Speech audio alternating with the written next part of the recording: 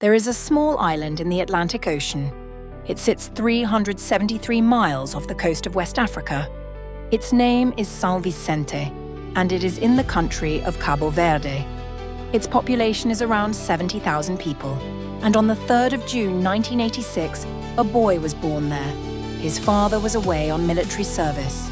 His mother had to work so hard she could not raise him herself. So he grew up with his grandparents. They called him Vozinha. In Cape Verdean Creole, it means little granny. He did not like the nickname at first, but his grandparents gave it to him. So he kept it. He kept it through everything that came after. And everything that came after is one of the most remarkable stories in the history of human sport. This is the story of Vozinha, and it is also the story of what the human brain is actually capable of when it has been through enough. Vozinha grew up wanting to be a striker, not a goalkeeper, a striker. His father even wanted to name him Valdano, after the Argentine striker Jorge Valdano of Real Madrid. The authorities would not allow it, so he became Josimar, and eventually he became a goalkeeper. Because even though he was good, even though everyone on the island knew he was good, he was small. Too small, the coaches said. He kept getting rejected from trials. Not because of his ability, because of his height. So while other boys were being signed by clubs, Vozinha was doing something else entirely. He became an electrician. For years, he balanced a career as an electrician with his love of football, working with his hands during the day, training when he could, holding on to a dream that almost nobody else believed in. He did not sign his first professional contract until he was 25 years old. 25. In football terms, that is not a late start. That is almost no start at all. The year he turned professional, 2007, a boy named Lamine Yamal was born in Spain. The same Lamine Yamal who would one day come off the bench at the World Cup and still could not score past Vozinha. But we are getting ahead of ourselves. After signing professionally, Vozinha began what can only be described as a journey through football's forgotten corners. Cape Verde, Angola, Moldova, Portugal, Cyprus, Slovakia. 6 countries. Leagues that most football fans have never watched. Clubs that most people have never heard of. He kept going. Not for money. Not for fame. He kept going because of a dream that had been growing inside him since he was a small boy on an island of 70,000 people. He represented Cape Verde's national team for the first time in 2012, and he kept representing them, year after year. Africa Cup of Nations in 2013, Africa Cup of Nations in 2015, Africa Cup of Nations in 2021, Africa Cup of Nations in 2023. Never a World Cup. Cape Verde had never qualified for a World Cup, not once in the nation's history, until 2025, when Cape Verde beat Eswatini 3-0 in October 2025 and qualified for the 2026 FIFA World Cup, for the first time, ever. Vozinha was 39 years old when they qualified. He turned 40 on June 3rd, 2026. 12 days later, on June 15th, he walked out onto a pitch in Atlanta, Georgia, wearing the number 1 jersey for his country, in his nation's first ever World Cup match. On the other side of that pitch was Spain, ranked number 2 in the entire world. Cape Verde were ranked 67th. The gap in rankings between those two teams was the widest of any round of 32 matchup in the entire tournament. Nobody gave Cape Verde a chance.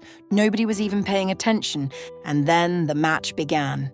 Spain attacked, and attacked, and attacked. 27 shots, 7 on target. Pedri, Ferran Torres, Yamal, Nico Williams. One after another. Vozinha stopped them all. 7 saves, not just stops, reflex saves, diving saves. A magnificent early denial of Pedri that had the whole stadium on their feet. At the final whistle, Cape Verde 0, Spain 0. One of the most shocking results in World Cup history. the fourth most surprising result by FIFA ranking difference in the tournament's entire existence. Vozinha became the oldest goalkeeper to keep a clean sheet in his World Cup debut. He became the oldest player to feature in a nation's first ever World Cup match at 40 years and 12 days old. He won the Player of the Match award, and then the cameras found him. And Vozinha was crying, not tears of joy.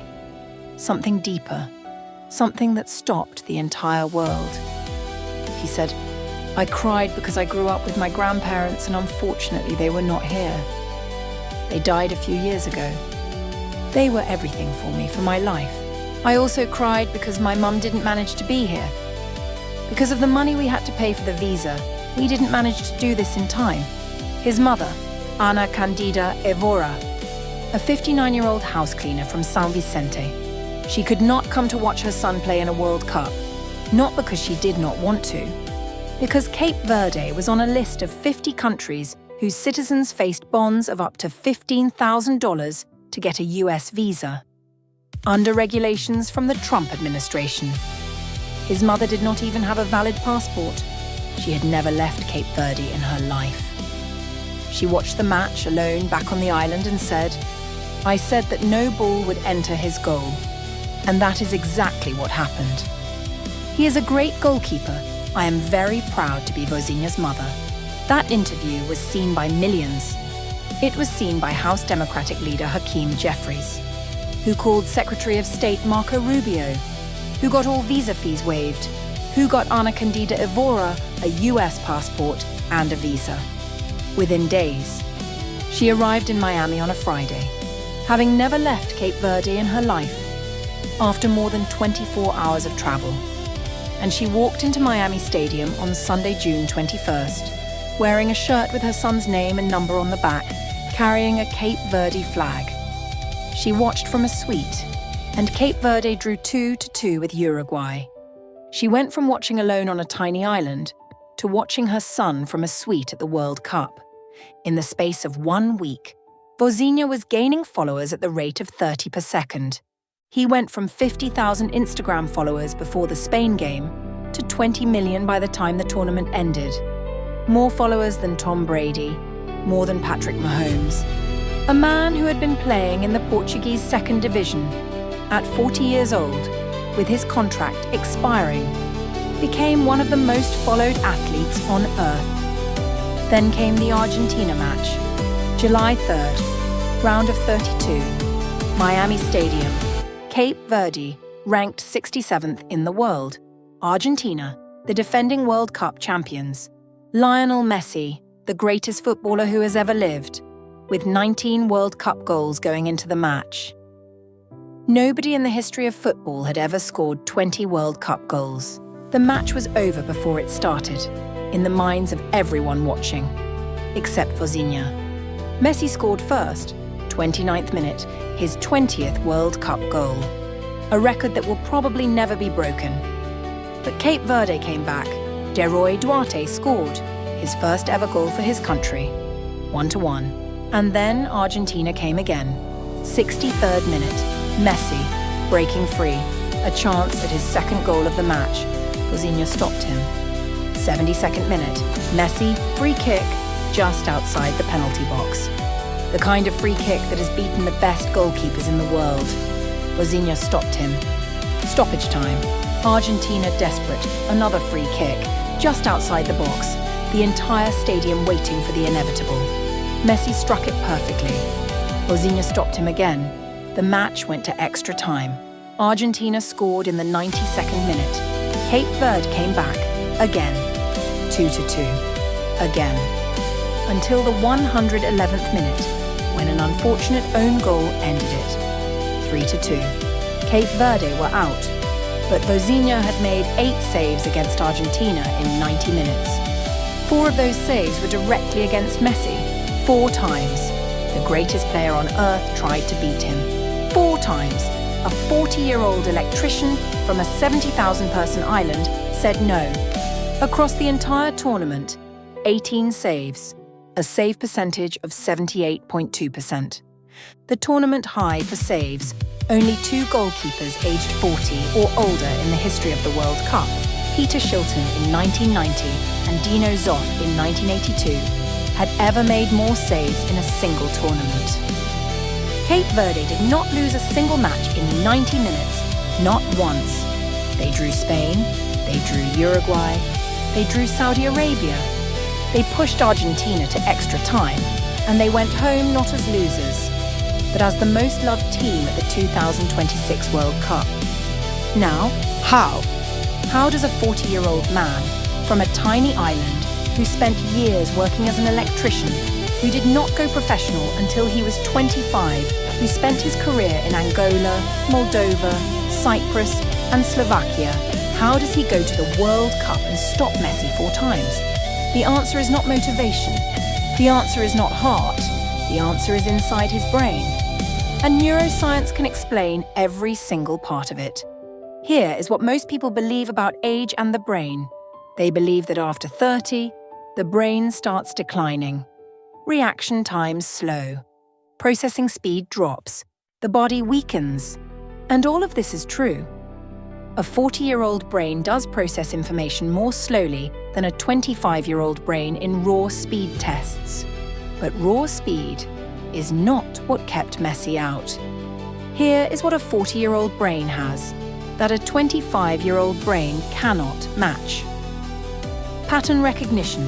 Neuroscience research shows that older, experienced brains have spent decades building what scientists call neural templates, mental maps of how situations unfold. A young goalkeeper sees Messi lining up a free kick, and his brain starts processing. Where might this go? Vozinha's brain, after 19 years of professional goalkeeping, Arnaud already knows. Not consciously. The knowledge is deeper than conscious thought. It lives in the neural pathways built by thousands of hours of repetition. His brain recognizes the pattern before his eyes have finished seeing it. Research also shows that experienced brains under extreme pressure activate both hemispheres simultaneously, something younger, less experienced brains do not do as efficiently. This bilateral activation means the older expert brain can draw on more neural resources at the exact moment it needs them most. Under the highest pressure, the experienced brain does not freeze. It expands. And there is one more thing: the science of purpose. Psychologists who study peak performance have found one variable that separates athletes who perform at their ceiling in the biggest moments from those who collapse. It is not talent. It is not fitness. It is knowing exactly why you are there. Vozinha knew exactly why he was there. He was there for the grandparents who were not. He was there for the mother who almost could not be. He was there for the 70,000 people on a small island who had never seen their country play at a World Cup. He was there for every person who was ever told they were too small, too old, too late, too unlikely. When the brain has a reason that powerful, it does not perform to its average, it performs to its maximum. Vozinha could not be beaten in the 90 minutes that decided whether Cape Verde stayed or went home, because his brain was not just protecting a goal, it was protecting everything. Vozinha is now a free agent. He has said he is open to offers from clubs abroad, including in Brazil. At 40 years old, after the World Cup of his life, his career is not over. It has just become something nobody expected. He told an 18-year-old version of himself, "Be really proud of yourself. You worked a lot. I never dreamt of stuff like this when I was a kid. But after this game, I can tell my younger version, it was all worth it." Somewhere on a small island in the Atlantic Ocean, in a town of 70,000 people, a boy used to play football in the streets after school. His grandparents called him Vozinha, and 40 years later, he stood in goal at the World Cup, stopped Messi 4 times, showed 20 million people something they will never forget, and taught the world with every single save that the brain never stops being capable, as long as you give it enough reason to keep going. Thanks for watching, and don't forget to like, share, and subscribe.